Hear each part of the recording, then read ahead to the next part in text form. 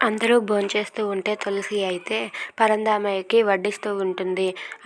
అప్పుడైతే పరంధామయ్య, "ఏయ్! ఎవరు నువ్వు? నువ్వు నాకు వడ్డించుకో, ఇక్కడి నుండి వెళ్ళిపో" అని చెప్పి అంటూ ఉంటాడు.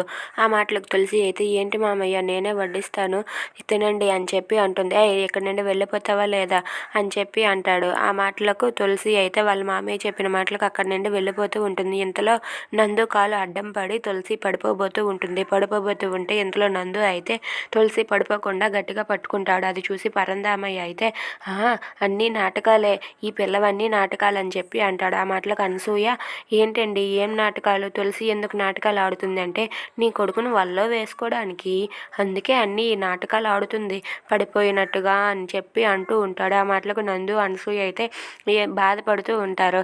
ఇక లాస్య అయితే ఇదంతా విని చాలా హ్యాపీగా ఫీల్ అవుతూ ఉంటుంది. ఇక పరంధామయ్య అన్న మాటలకు అక్కడి నుంచి అయితే తులసి వెళ్ళిపోతుంది.